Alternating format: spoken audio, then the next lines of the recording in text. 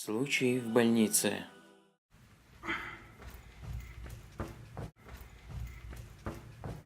Можно туда зайти, там ребенку плохо. Да, конечно.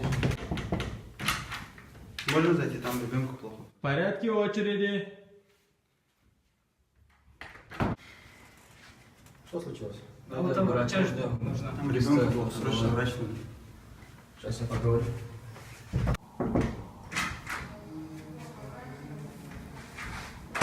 Султан Алиевич, там говорят, ребенку плохо, нужна помощь.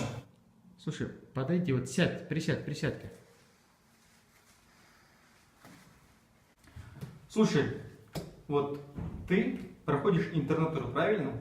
Да. Ну, если хочешь заработать, нормально заработать, учись у меня. Я думаю, там серьезно. Ребенок же все-таки. Слушай, если ты не хочешь делать так, как я говорю, если ты такой честный, ну, не мешай мне делать мою работу. Понимаешь? Можно, да? Может, мы с вами как-нибудь договоримся? Слушай, ты пока пойди, посмотри, чтоб там они не шумели. Ага, давай, все. А вы проходите.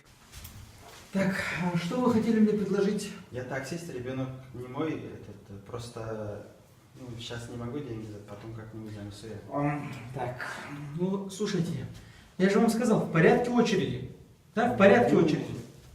Как? Ребенок- Слушайте меня, уважаемый, в порядке очереди, все, в порядке очереди. Можно к вам? А то я тут уже вас 3 часа жду. Да, понял, все. Все, у меня обед, все, обед у меня.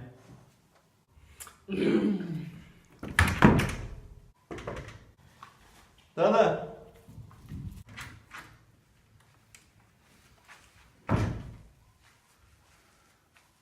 Султан Алиевич, тот ребенок действительно был в тяжелом положении, и буквально 5 минут назад он скачался. И Ну ладно, все уже, не тяни, говори. ребенка звали Алиев Амирхан Султанович. Это ваш сын.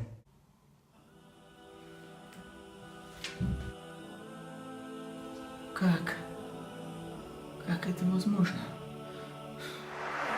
В хадисе говорится: мусульманин мусульманину брат, он не притесняет его, не оставит без помощи и не позволит, чтобы он оказался в трудном положении.